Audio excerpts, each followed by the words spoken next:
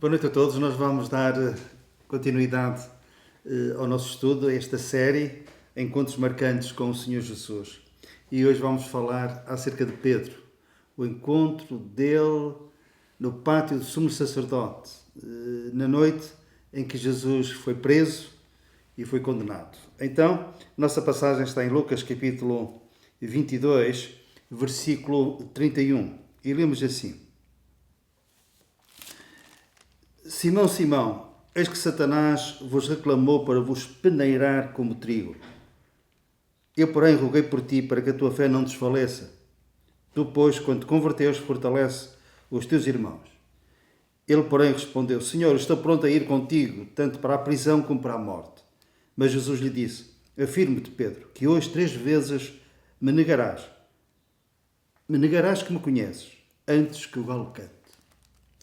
Quando é que o Senhor fez esta advertência, este aviso, um aviso solene, que Pedro deveria de ter interiorizado, devia ter ficado compenetrado deste perigo? Foi durante a ceia pascal,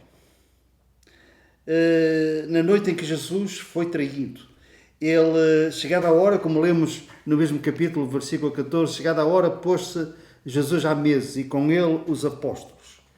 Chegada a hora, Jesus sentou-se à mesa. E uma das primeiras frases que ele proferiu foi esta: Tenho desejado ansiosamente comer convosco esta Páscoa antes do meu sofrimento.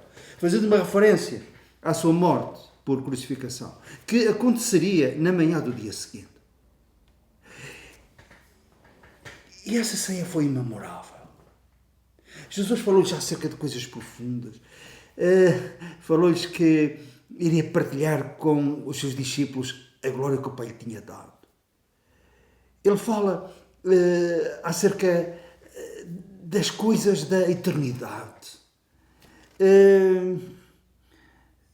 Dá-lhes o exemplo de humildade, um dos exemplos maiores, quando se predispõe a cingir-se com uma toalha e a lavar os pés aos discípulos. Enquanto isso,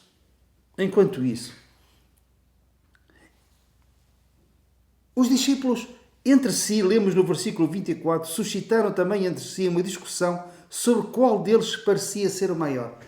Inverossímil. Como é possível, na solenidade daquele momento, Jesus, por assim dizer, quer trazê-los para uma intimidade grande, ao dizer que era a última vez que comia a Páscoa com eles, que voltaria a sentar-se à mesa no reino do Pai, mas esta seria a última vez.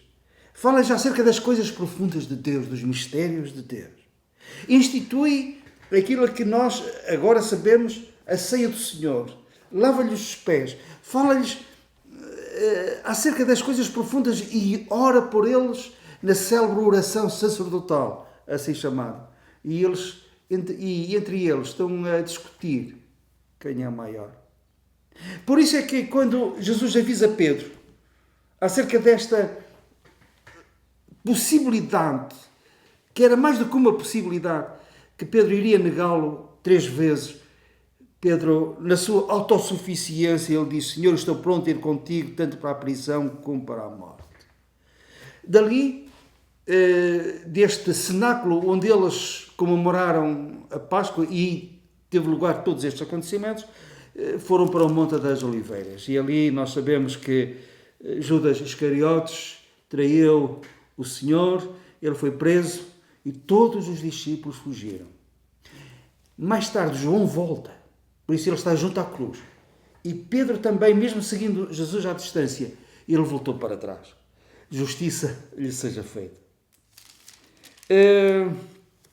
Onde é que eles se encontram? Encontram-se, estão relativamente perto, no pátio do sumo sacerdote. E o que é que aconteceu?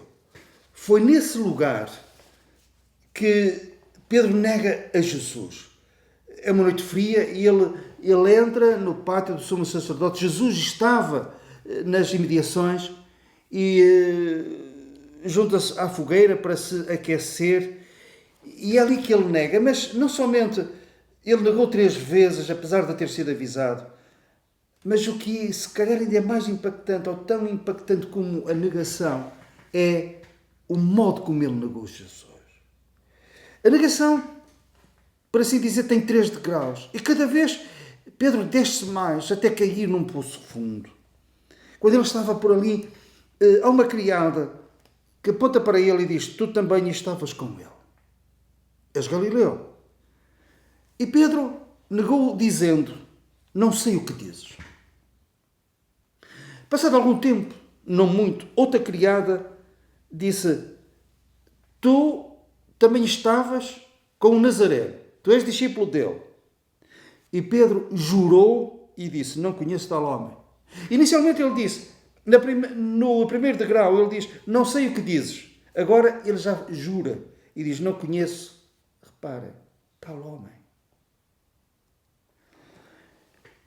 Passado algum tempo, homens, se calhar fizeram uma pressão maior, foram mais assertivos e disseram que ele também era discípulo. E Pedro praguejou e jurou e disse outra vez: não conheço esse homem. No meio das injúrias, dos impropérios e de jurar. E quando ele nega a terceira vez, há um galo que está por ali perto, está no seu poleiro, estica o pescoço e canta. E Pedro fica petrificado. Ele lembrou-se. A certa altura ele está com a cabeça baixa, ele levanta a cabeça e entre as labaredas daquela fogueira e por onde e há um espaço entre as pessoas. Ele vê Jesus, que naquele momento, quando Pedro está a olhar para ele, Jesus volta-se e fixa o olhar em Pedro. Nós não sabemos que tempo é que Pedro aguentou aquele olhar. Penso que foi pouco tempo.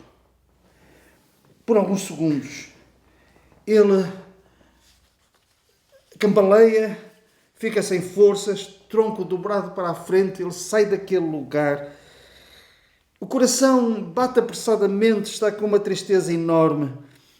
A custo ele consegue sair do pátio e senta-se no chão, num beco escuro, num lugar onde ele sabia que ninguém passaria aquela hora da madrugada. Vamos nos colocar lá. Pedro está desesperado, ele bate com os punhos no peito. Ele vai dizendo alto: estraguei tudo, acabou, o que é que eu fiz? Não há recuperação possível. As horas vão passando e Pedro está ali sentado naquele beco desesperado. Ele chora, mas é um choro de amargura, de angústia, de ressentimento contra ele próprio. A culpa invade-o. Mas a certa altura ele começa a rebobinar a fita. Torna-se a colocar lá. E aquele olhar de Jesus, como um flash, está na sua mente. E ele vai analisar esse olhar. Aos poucos e poucos, ele vai procurando o significado daquele olhar que foi durante pouco tempo, mas que para Pedro foi como que uma eternidade. Havia desprezo no olhar de Jesus e Pedro disse: não, não. Havia simpatia. Havia reprovação? Não. Pedro pensou: condescendência. Ira, raiva? Não. Compreensão.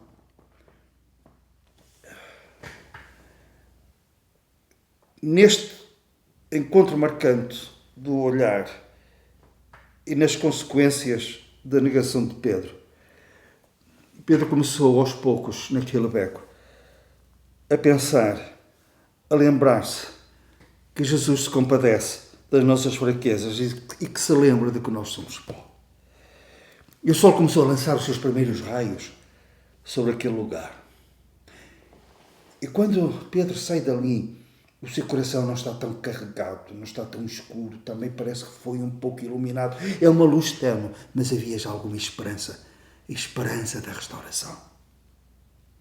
As lágrimas inicialmente eram de desespero, de vergonha, depois passaram a ser lágrimas de arrependimento. Mas Pedro lava os olhos, limpa os olhos, melhor direi, e sai dali a pensar que é possível, que afinal nem tudo acabou. E sabem, havia alguma paz, havia ali alguma esperança de recomeçar outra vez. E isso foi confirmado, inclusivamente, no seu ministério, quando o Senhor ressuscitado lhe apareceu. E tem uma conversa com ele e lhe pergunta 3 vezes se ele o amava. 3 vezes Pedro tinha negado. E agora Pedro 3 vezes tem que reconhecer e tem que se lembrar disso. Mas outra vez, não há repreensão, não há culpabilização. E Pedro recuperou pela graça de Deus e pela misericórdia do Senhor Jesus. Lições para nós. Nós também negamos. Negamos o Senhor quando descuramos a oração. E depois, em vez da paz que supera todo o entendimento, em vez da paz guardar os nossos corações, é a preocupação que toma conta deles. Porque nós negamos a suficiência do Senhor e a fé que devemos ter no Senhor. E manifestamos essa fé, essa confiança, essa dependência na oração. Nós negamos o Senhor quando descuramos a palavra. Lâmpada para os nossos pés, luz para o nosso caminho. E nós negamos a necessidade da direção do Senhor ao descurarmos a sua palavra. Nós negamos o Senhor quando aflitos clamamos e vem o livramento e depois nós fazemos passar a mensagem, muitas vezes subliminarmente, que o livramento veio de nós. Foram os nossos méritos e não o suprimento de Deus. Segunda lição, cuidado com a autossuficiência, com a autoconfiança. Senhor, eu não te vou negar. Não. Nós dizemos amanhã irei a tal lugar, se Deus quiser. Mas também sabemos que sem o Senhor nós nada podemos fazer e necessitamos de depender dEle.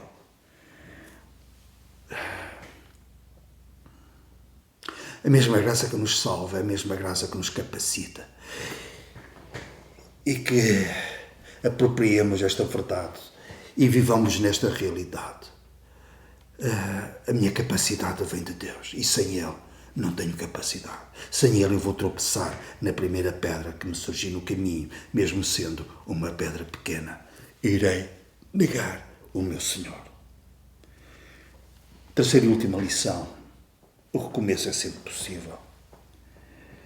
Invoco o testemunho de David quando confrontado pelo profeta Natã em relação ao seu pecado de adultério com Batseba. A um coração quebrantado e contrito, jamais desprezarás, ó Deus. Este não é um incentivo à negação, um incentivo ao pecado. Mas não é isso.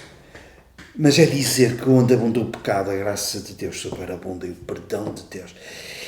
E a cana trilhada pode ser restaurada. E dessa cana sair uma música harmoniosa para a glória de Deus. O pavio que fumega pode ser soprado pela misericórdia de Deus. E nós sermos outra vez luz e a luz do Evangelho manifestar-se na nossa vida e através da nossa vida.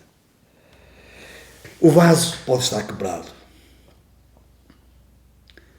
mas o sabioleiro pode restaurá-lo e fazer um vaso lindo, quem sabe, ainda mais bonito do que o vaso que se quebrou, para a glória de Deus.